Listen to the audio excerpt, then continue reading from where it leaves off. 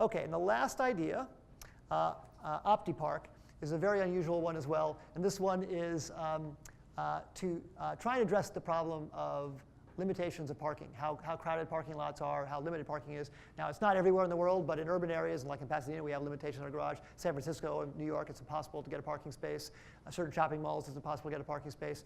And I was trying to think of cost-effective ways to try and make parking more efficient. Obviously, there are ways that people have used. People have made lifts that lift cars up above one another. People have made rotating things. People have made all kinds of elevators to store the cars, but they're very expensive. So they have a payback period, which is maybe 10 years, and that's not very economic. They're not used at very wide scale. You don't see them very often because they're so expensive.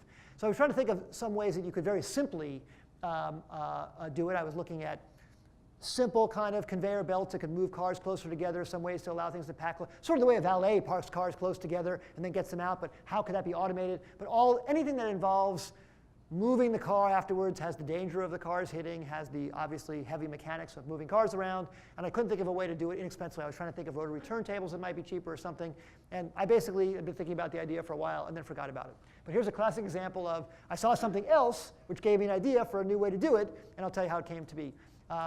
I hadn't seen this before, but I was in Manhattan, and I went to an elevator bank where instead of pressing the up button, it said, what floor do you want to go to? So I typed in 14, and then it lights up and says, go to this elevator. And then there's no buttons in the elevator. It only goes to 14 because I'm going to 14.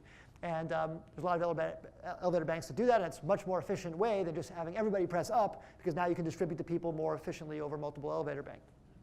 So I thought of that. How could that be applied to cars?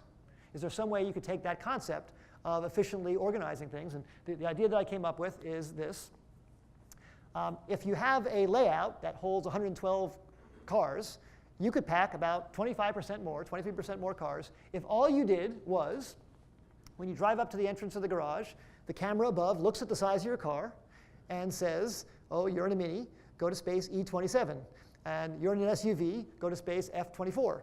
And the parking lot could be laid out in a much more efficient fashion if you actually direct cars to a space that is more appropriate for them. And you could have a distribution of spaces to handle the typical distribution, but you even could have, I have this concept here that possibly around the perimeter, there's variable spaces. So the spaces aren't painted on the ground, there's LEDs on the ground. So the spaces are arrayed dynamically for the types of cars that arrive. So you could have one aisle that's all small cars, one aisle that's mid cars, one aisle that's small SUVs, and then around the rim, it could be variable.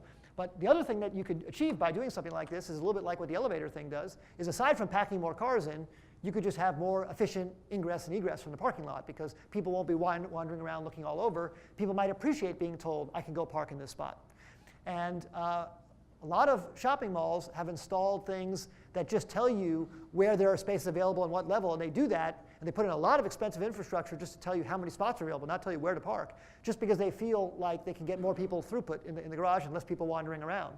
So take that to the next level of actually applying IT to each car that shows up. Sort of thinking of each car like a packet and saying this packet's going to go here. So I think this might not be the final answer. This is just a concept. But the basic idea is, if you can make parking lots more efficient, that's a huge, huge economic gain. And I'll give you one example. The parking garage across the street that we park in, also Parsons parks there and so on. And we have spots there for all of our employees. And then they have spots for a couple thousand employees at Parsons. And the parking lot's full. And we could build up here. So we have 40,000 square feet at IdeaLab, and we could build 2 more floors here. We're allowed to build up to 3 stories in this part of Old Town. Build 80,000 more square feet. We'd love to do that.